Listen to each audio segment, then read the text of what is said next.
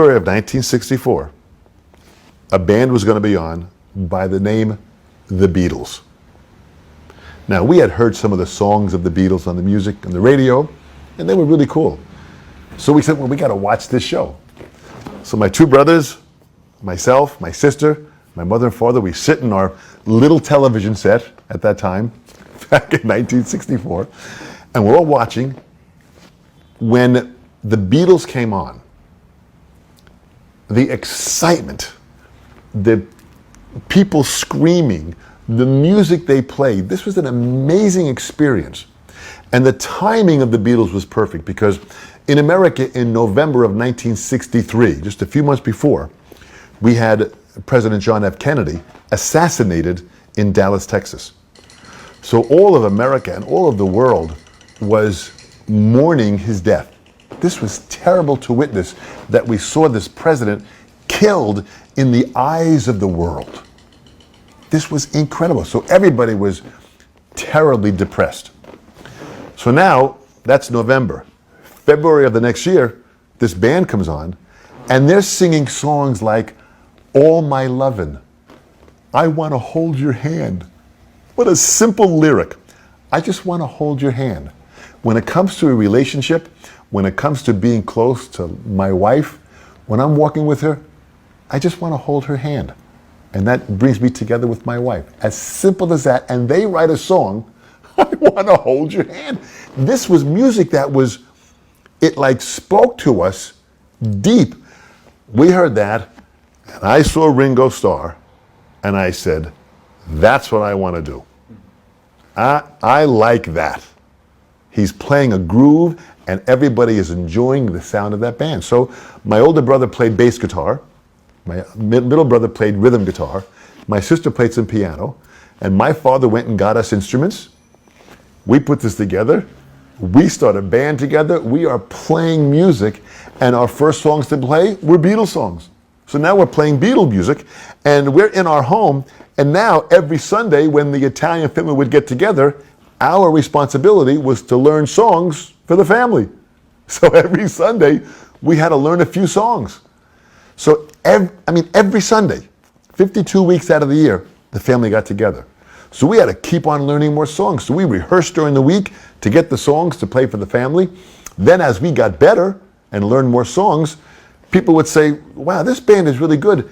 Can you play for my party? We'll pay you money." So here I am now at 12 years old, and I'm being paid money to play with the band with my family. And we play music, and after it was all over, people were happy, and they paid us money. This was unbelievable. I was making money. Many of my friends at that time used to ride their bicycle in the morning and deliver newspapers. In the cold winter of New York or in the hot summer, they'd ride their bicycle and take the paper and throw it into the house, and that's how they made money. And they would make maybe $3 or $4 a week. I was playing music on a Friday and a Saturday night, and I was making $25, $30 a night. So I couldn't believe I'm making incredible money, playing music, making people happy. This is really good. So my next question was, could I do this as a living for the rest of my life? And from that first decision, I then said, well, today, I need to the find drumming world is mourning at the loss of a very huge name and a legendary man, that is Don Famularo, who actually had a very huge impact, and he was an ambassador of the drumming global, that is Don Famularo, a very huge legend, passed on today after 40 years in the music industry. You've had him in the interview right from way back in the 60s. He was involved. He actually was very much influenced by the Ringo Starr, having seen them or watched them together with his family members, his brother and sister, on TV at a time while they were performing. And from there and then he got influenced and actually developed the love for the drumming and music as a whole.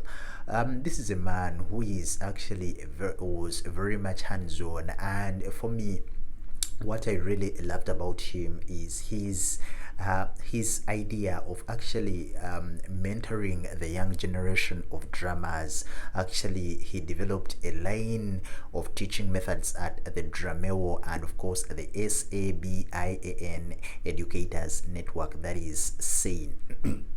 He was not only actually caring about himself, but he actually majored later on in his later stages of his career. He majored in mentoring the younger generations and actually involved in developing various teaching methods. He actually was also a teacher, a motivational speaker, and a huge name when it came to impacting the younger generations. He had three sons, and when you look through his social media a few months ago, he actually shared an update about his health, and he actually said that he was struggling with health related issues, which actually eventually he succumbed to. So he shared the stage with big names, the likes of Steve Garrett, Terry Bozzio, BB King. That's a huge name also. Thomas Lang, and another legend from from the Red Pepper, that is Chad Smith. He was a motivational speaker, like I've told you, and because of his huge impact, he was even the first Westerner to perform clinics in China. He was a very well matched traveled man, because he traveled through Asia, in Canada, America, in some parts of Africa. He was in Europe, that is in Norway, Sweden, UK, and so many countries. But the reason why he was traveling in those countries, he was to mentor the younger drummers and those who enjoyed and loved music. That's nothing, and that's not a very small thing, to mentor and impact younger generations so that your name lives on for more years and years. So that was Dom Famularo, a man who is and will always be remembered and loved within the drumming scene. We want to send our deepest condolences, messages of sympathy, and also prayers to the family, the three sons, and everyone who really loved him. RIP to the legend.